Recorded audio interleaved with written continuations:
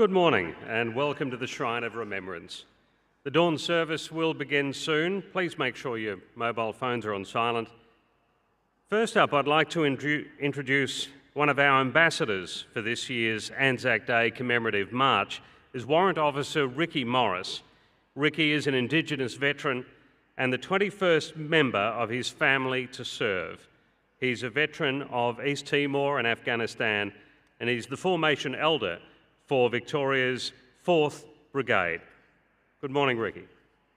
Thank you. Good morning. My name is Ricky Morris. I'm a proud Gunditjmara man from southwest Victoria. And today, ANZAC Day is a very special day for me and my family, as it is with many veterans and descendants of veterans that are here today. I served with the Australian Army from 1990 and served in East Timor and Afghanistan. And as a proud Gunditjmara man, I'd like to welcome a fellow warrior, Uncle Mark Brown.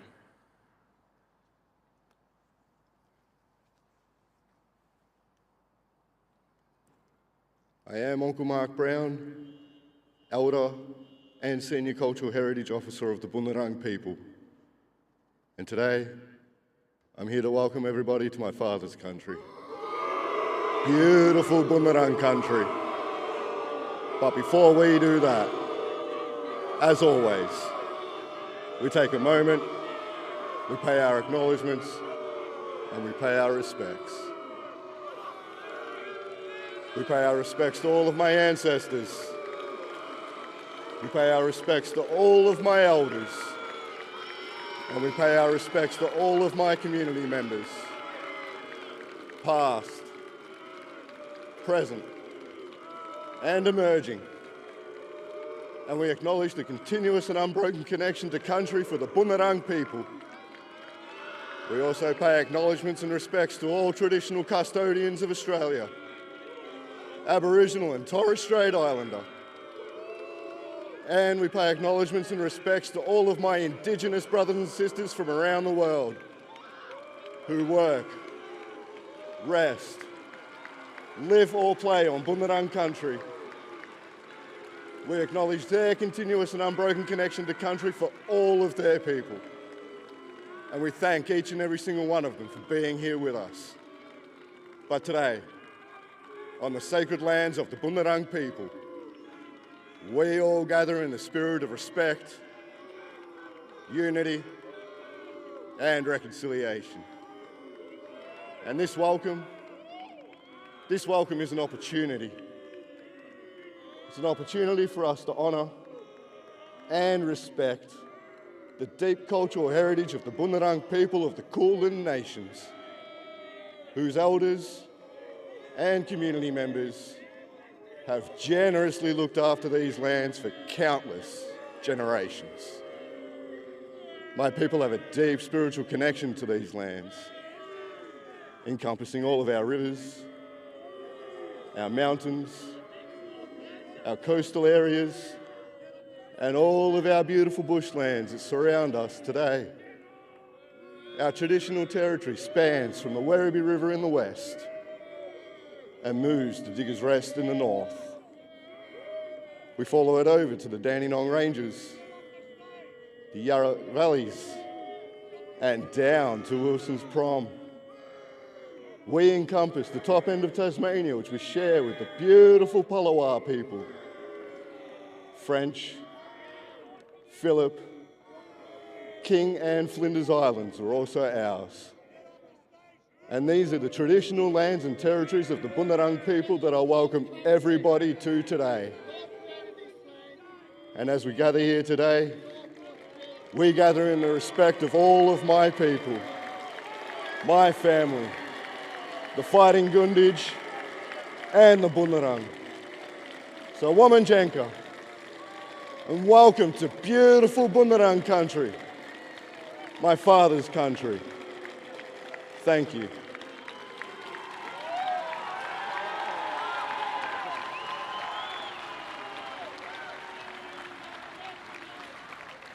Thank you very much, Mark.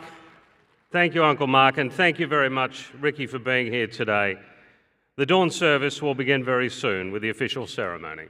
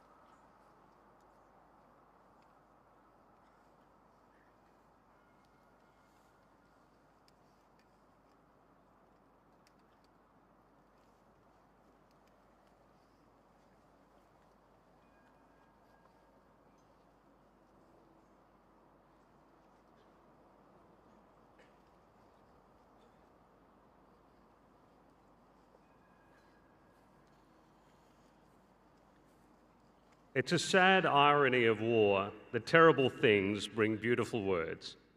Speeches, songs, odes, prayers, promises, words to say goodbye and words to say hello again. Sometimes the words are famous and often repeated.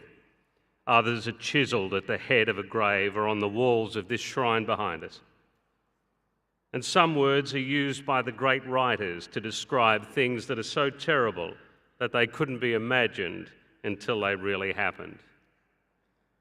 But we know that often the most beautiful words weren't meant for a crowd or a book or a whole country. And they weren't written to be repeated years later. They were for just one person. Since Australians have been leaving to fight across the world, they've been sending letters home, countless words of homesickness, humour, tenderness, and the longing for simple pleasures. Written in trenches, jungles, deserts, with the motion of the sea and from air bases. Written with pencil, with ink, in emails. And those letters, in there we see the raw character of the people who fought for this country. And some of them are so recent that we struggle to call them history. One of those letters was written by Corporal Cameron Baird. There were few people who understood modern warfare like this soldier of the 2nd Commando Unit, serving in East Timor, Iraq, and then Afghanistan. And it was in Afghanistan in 2013 that he sat down and wrote a letter, replying to someone he had never met, a Year 7 student who'd written to the soldier as part of a school project.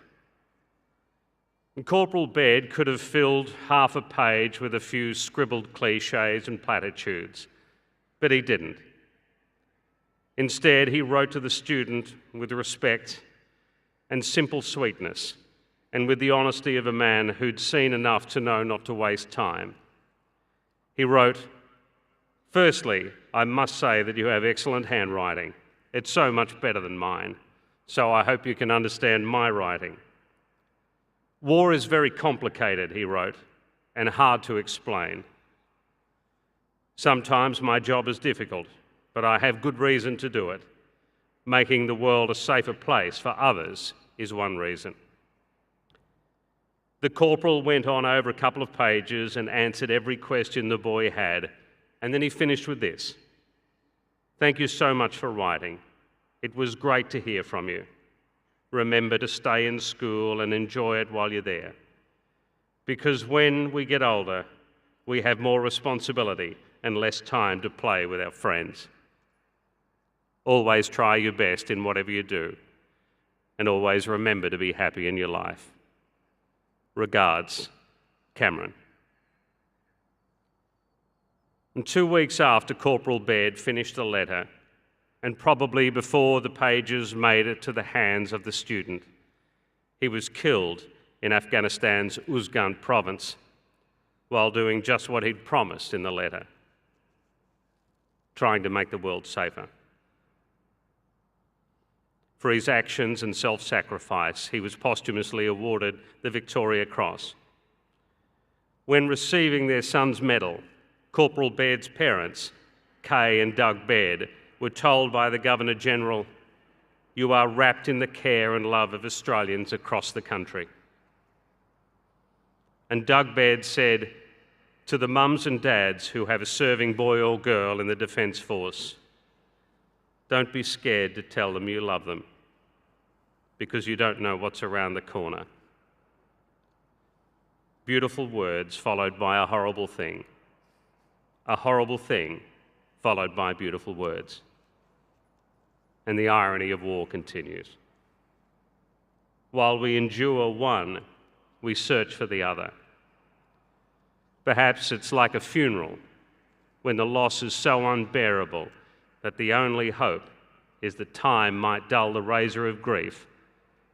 And while we wait, we reach for some words to help untangle our hearts.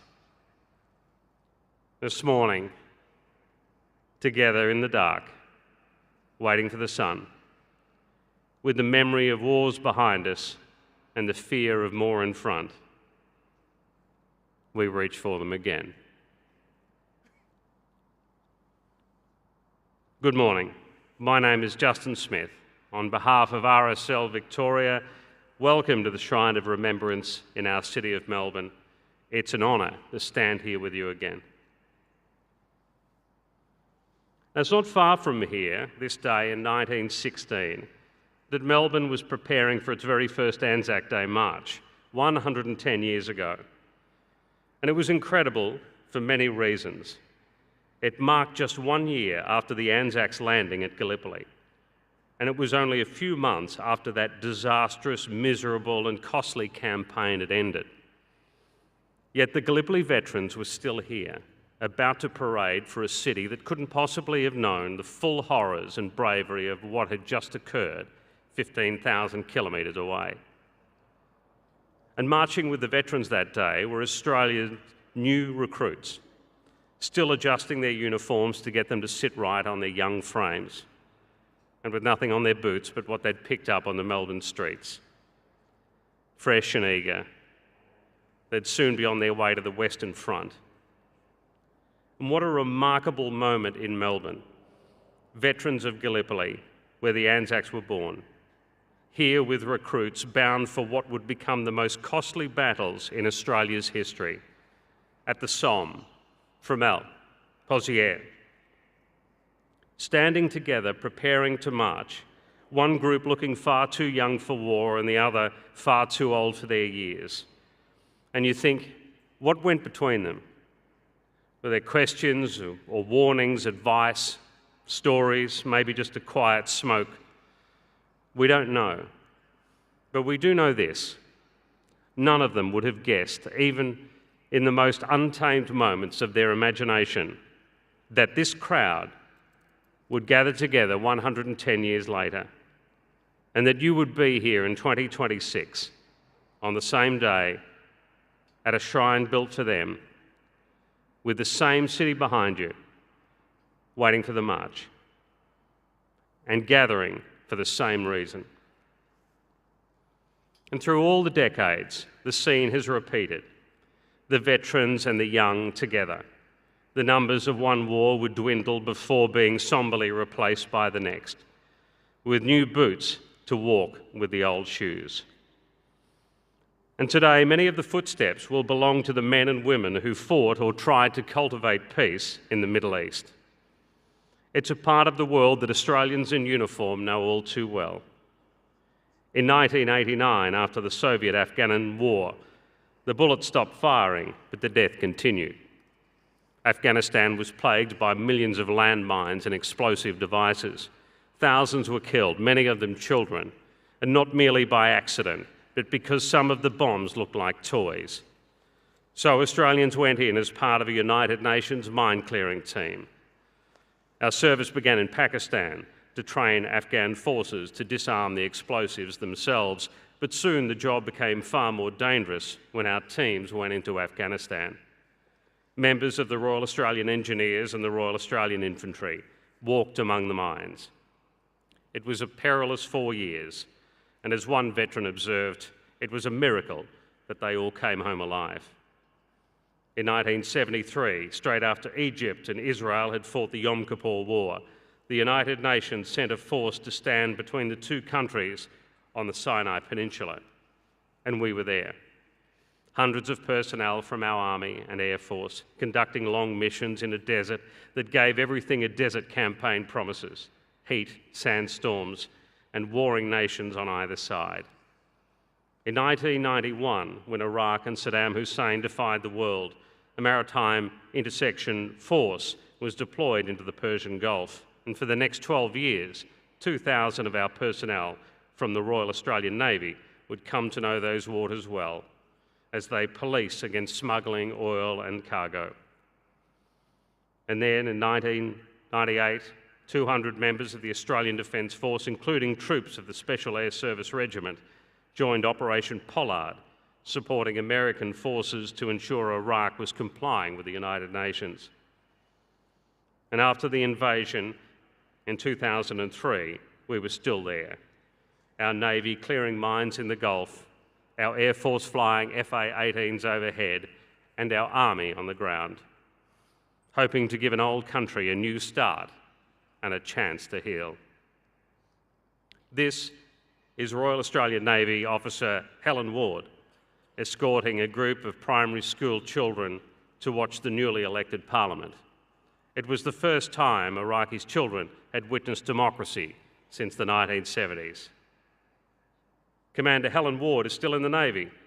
She's also here with us this morning at the dawn service. But there was also fighting, and there was an enemy, and it was dangerous.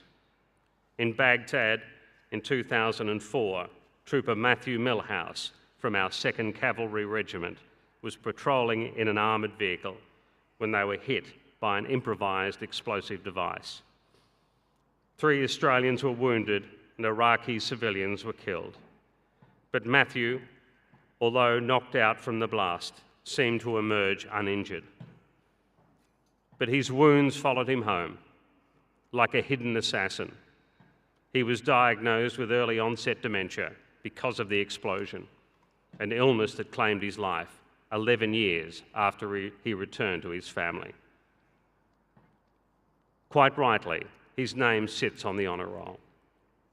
And that same roll cradles the names of our soldiers killed in the Afghanistan war, beginning with Sergeant Andrew Russell of the SAS. His death snapped us into the awful realities of war in 2002, when he became the first Australian killed in combat since Vietnam. At home, his baby daughter, Lisa, was just 1 year old. She would be a grown woman before the war that took her father was finally over. We'd never been in a war that lasted so long. And more than 40 other Australians would follow Sergeant Russell into that sacrifice, including Private Benjamin Renato of the 1st Battalion Royal Australian Regiment. Ben was born in Ferntree Gully, and in a hurry to serve, he joined the army as a teenager and was already a veteran of East Timor and a skilled and experienced soldier when he got to Afghanistan. He was also in love, and he had plans for his life. But he was just 22 when he was killed in 2009. His family said Ben had a smile to light up the darkest of days. And here he is again, lighting up the city. Benjamin's mother, Jennifer Ward, is in the crowd with us this morning. Welcome, Jen. And we hope you feel the love, respect and pride of everybody here.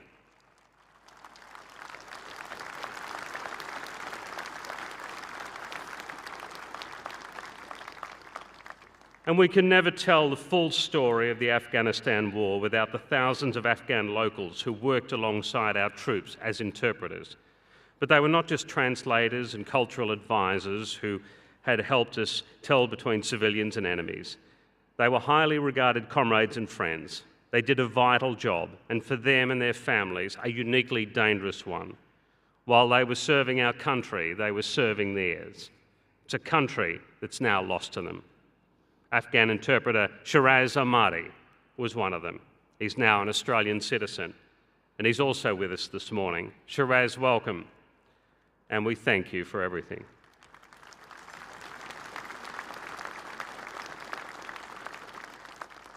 "26,000 Australians served over 2 decades in Afghanistan, many enduring multiple tours.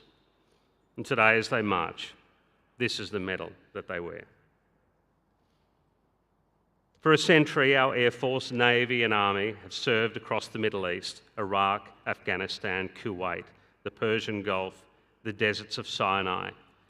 We've been in the middle of fighting, in the middle of peace, between enemies along borders, hunting terrorism, leading fights and following others, and always with the expectation that another time will come. And it has. Australian Defence Force personnel are in the Middle East this very ANZAC Day, deployed to protect Australian citizens during the conflict with Iran. In the Middle East, Australian lives have been lost and others have been changed forever, with wounds that meet them in the mirror or with injuries that can't be seen but will never leave them, as it has always been. In the Royal Commission into the Defence and Veteran Suicide, an officer of the Royal Australian Air Force said this about leaving her job: "You are no longer a civilian, and in reality, you never will be again." This poses one of the most difficult aspects of living in the ADF or leaving the ADF. You no longer belong to a unit, yet you are no longer truly a civilian either. It is impossible to return to what you once were. As Corporal Cameron Baird wrote to the schoolboy, war is complicated. Peace is also complicated, and so is coming home. What is not is how we feel about you right now. To all serving members and veterans, wherever you are today, please know that we're proud of you, and please forgive us if we ever fail to understand those complications.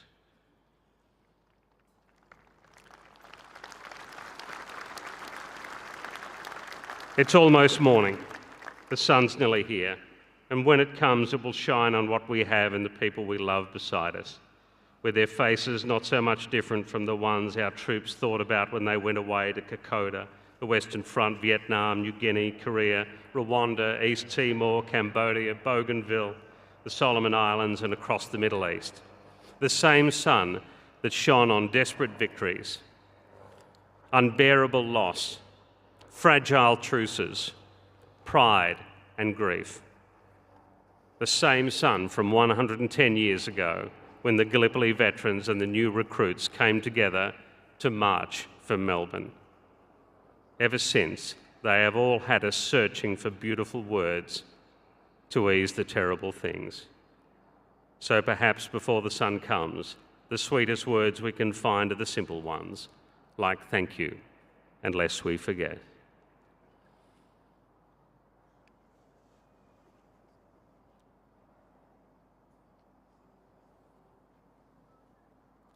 Will the official party please be upstanding for the dawn service?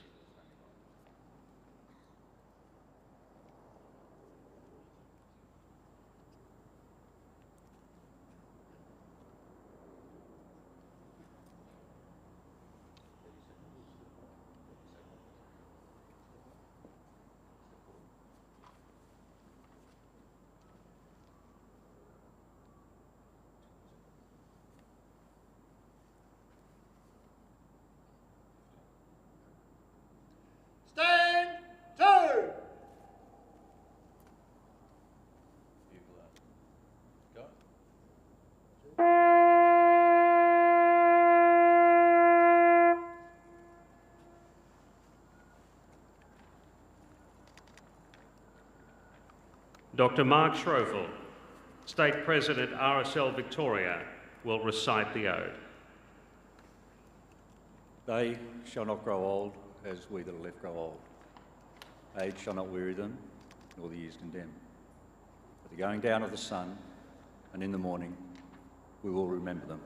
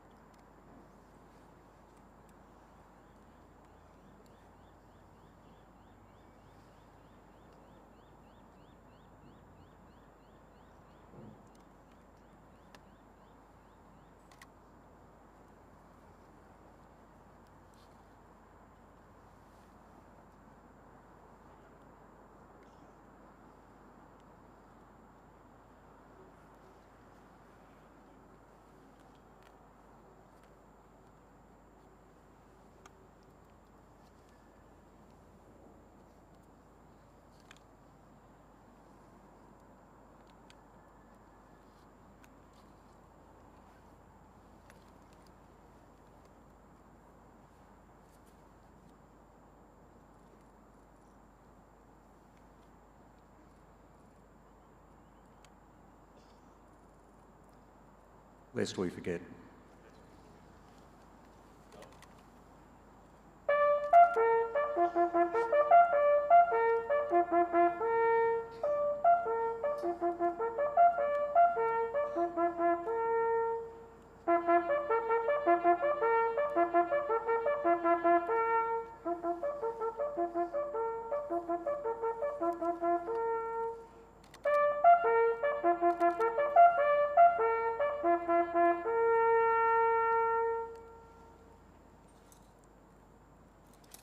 Stand down.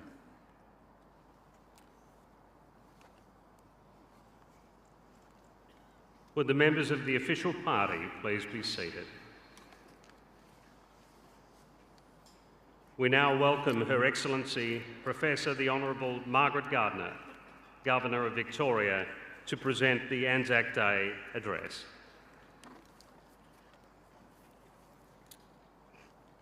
The Honourable Jacinta Allen, Premier of Victoria, Sarah Whitty, Federal Member for Melbourne, representing the Prime Minister of Australia, the Honourable Natalie Suleiman, Minister for Veterans, Jess Wilson, Leader of the Victorian Opposition, the Right Honourable the Lord Mayor Nicholas Rees, Lord Mayor of Melbourne, Senator the Honourable Jane Hume, Deputy Leader of the Federal Opposition, Mike Bush, Chief Commissioner of Victoria Police, Colonel Catherine Carrigan, Acting Chair of the Shrine of Remembrance Trustees, and Sue Blake, Interim CEO, Shrine of Remembrance. Dr Mark Schroeffel, State President, Jack Crawford, Acting CEO, and members of RSL Victoria and members of other ex-service organisations, Victorian senior officers and members of the Australian Defence Force, representatives of the New Zealand Defence Force and of the United Kingdom and other defence forces, members of the Consular Corps. I begin by acknowledging the traditional owners of the lands on which we are gathered, the Boonwurrung people of the Eastern Kulin Nations, and pay my respects to their elders past and present, and thank in particular Uncle Mark Brown for his warm welcome to country this morning. I also want to acknowledge the past and present members of the Australian Defence Force with us today. Thank you for your service. I want to acknowledge the ANZAC ambassadors who will lead the ANZAC Day March this morning. Commander Helen Ward, representing the Royal Australian Navy, Ricky Morris, representing the Australian Army, Rebecca Heron, representing the Royal Australian Air Force, Susie Wilson and Simon Rawson, representing veterans of the Gulf Wars, and Shariz Ahmadi, representing Afghan interpreters. Finally, I want to acknowledge the veterans of peacekeeping missions in the Middle East and Afghanistan who will lead today's march. Lest we forget. Those words sum up ANZAC Day. They sum it up because in the dark, in this dark, before dawn, and in the light of the eternal flame, on this sacred day, and on this holy ground, we are here to remember. We are here to remember that first morning at Gallipoli. We are here to remember the millions of Australian Defence Force personnel who served and serve on our behalf. And we are here to remember the 103,132 men and women who lost their lives while serving in Australian military units. That is the solemn duty we share. Standing here this ANZAC morning, many of us have some place or some moment or someone in mind that we cannot forget. It might be a place where we served. It might be a moment when our life changed. It might be a lost comrade or loved one. each remembrance is personal. But if your remembrance feels heavy this ANZAC morning, let me say this. Here, look around. You are not alone. There is a temptation when remembering past conflicts to speak only about battles fought in distant lands and skies and seas. The stories of those battles are worthy of remembrance. But we should also remember the battles fought closer to home and those whose support in all those conflicts has been difficult to see. For instance, I suspect many Australians have never heard of Monterey. Monterey is not a far-off nation or a city or a battlefield. Monterey is a building that's a short walk from the shrine, 17 Queens Road, South Yarra. Today, Monterey is a 3-storey apartment block. In 1942, Monterey was a joint Australian-US intelligence unit for MEL, the Fleet Radio Unit Melbourne. This was part of Australia's Bletchley Park, the place where codebreakers cracked enemy naval signals. The Australians and Americans working at Monterey were the ones who gave Allies the advance warning that helped win the battles of the Coral Sea and Midway. They also warned of the invasion that led to the brutal fight along the Kokoda Trail. Like Bletchley Park in Milton Keynes, Monterey and Melbourne saved countless lives and shortened the war. And like Bletchley, many of the foot soldiers of Monterey never told their stories because they were sworn to secrecy. Warriors like Jessie Flanders, who served in the Women's Royal Australian Naval Service and only told her family about her work at Monterey after she received a Bletchley Park Memorial Badge from the British Prime Minister in 2011. Jessie took the Pledge of Secrecy so seriously, she didn't march in an ANZAC Day parade until 2018 at the age of 97. Joan Fairbridge, not officially enlisted, was a servant of espionage and intelligence gathering from 1941 in the Australian Navy. Joan was warned, remember she's not enlisted, she would be shot if Australia lost the war. Remember, this was 1942, our nation's darkest hour, the year Singapore fell, the year that Darwin, Sydney and Broome were attacked, the year HMAS Perth was sunk, the year Melbourne prepared for invasion and slit trenches were dug into the lawns around this shrine. Joan Fairbridge knew what was at stake for herself, but like so many among us this morning and around Australia, she answered the call and served. And yes, most of the 80 Australians at Monterey were women. As I said, each remembrance is personal, but each remembrance for so many Australians of different backgrounds and genders and generations is connected by service and sacrifice and duty. Standing here this morning, we are ensuring the eternal flame of that duty remains alight. And none of us stands alone. The duty we share then is not just to remember the stories we carry within ourselves, but to honour the service and sacrifice of our fellow Australians because, as the inscription in the sanctuary of this shrine reads, "Greater love hath no man." Finally, I want to say this morning to the returned servicemen and women, your nation is forever in your debt, and we will never forget.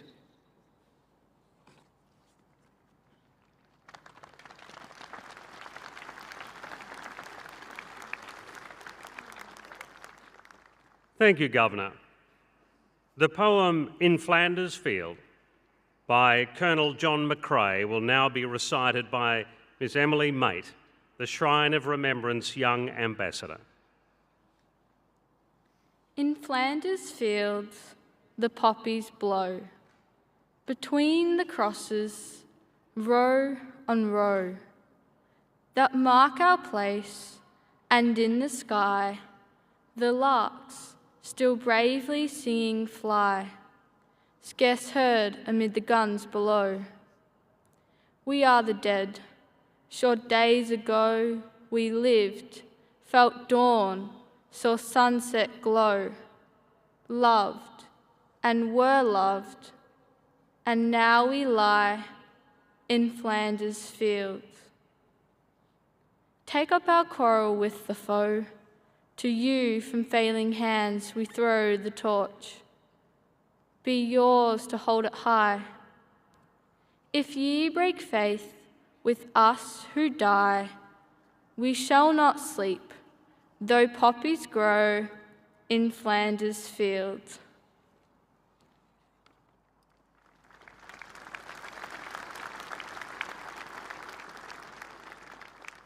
Beautiful, Emily. Thank you very much. The Melbourne Symphony Orchestra Chorus, accompanied by the Royal Australian Navy Band, present Abide With Me.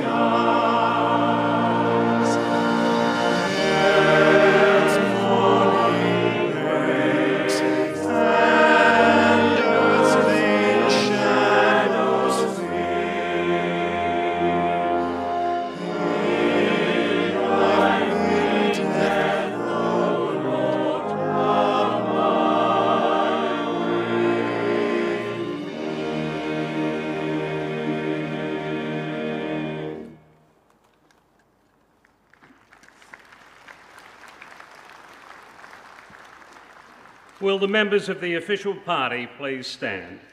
The Melbourne Symphony Orchestra Chorus and the Royal Australian Navy Band present the national anthems of New Zealand and Australia.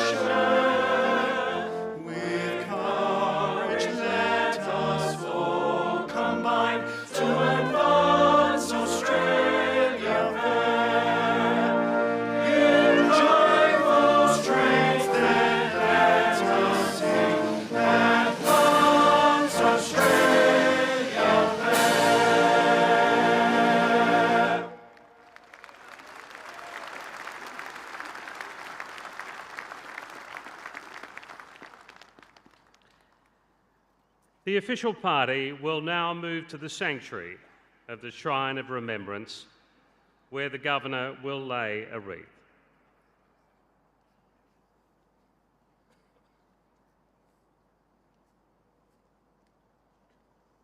Members of the official party will be carrying symbolic red poppies, which they will lay at the Stone of Remembrance. The red poppy, so often seen, is symbolic of Remembrance Day, but is now used at all services honouring veterans. The red poppies were the first flowers to grow in the spring in Flanders and across the once battled, mangled landscape of the Western Front during the First World War. And the sweet and delicate bloom is a sign of life, a symbol of giving, and a reminder that even from the horror, there will be a future.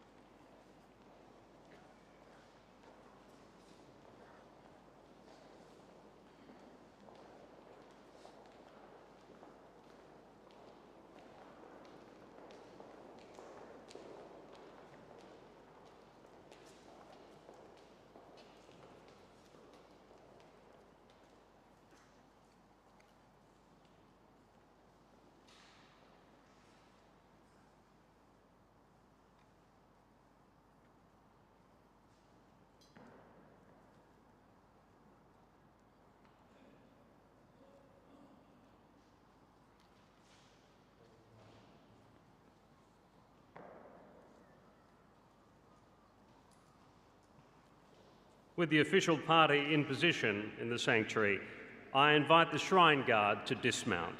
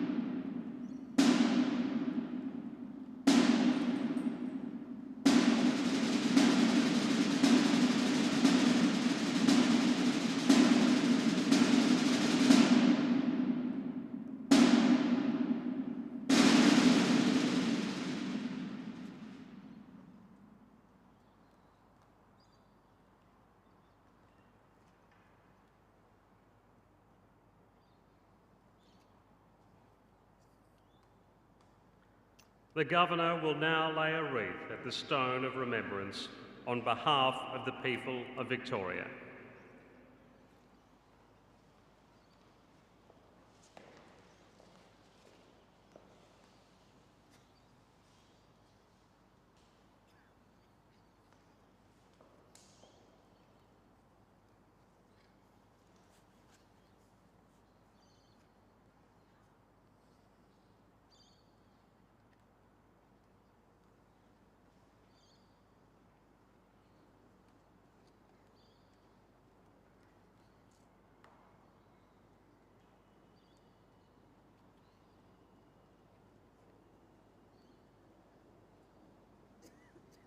The Governor will now depart the sanctuary, while the pipes and drums of the 5th, 6th Battalion, the Royal Victoria Regiment, perform Sands of Kuwait with the Royal Australian Navy Band.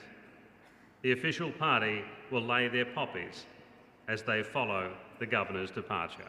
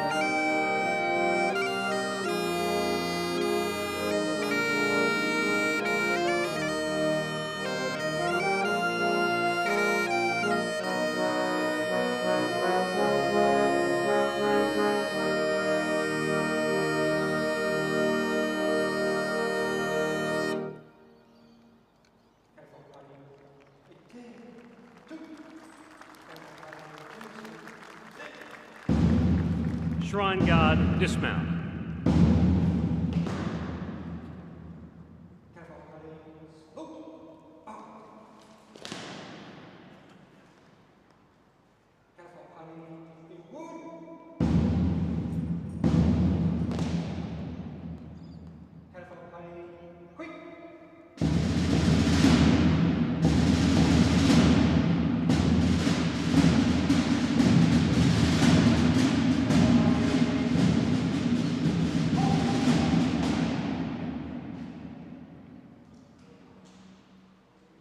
That concludes the ANZAC Day Dawn service. On behalf of RSL Victoria, thank you very much for joining us on this beautiful morning at the Shrine of Remembrance as we remember those who served and the people who missed them and those who love them.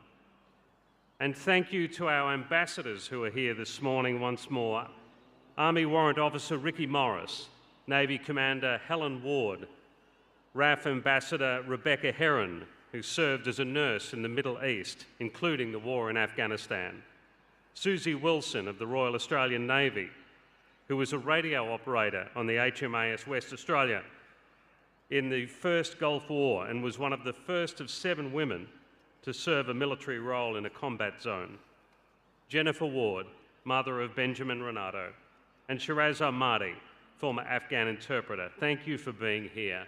Thank you, Uncle Mark Brown, for the welcome this morning. And thank you, everyone. Good morning.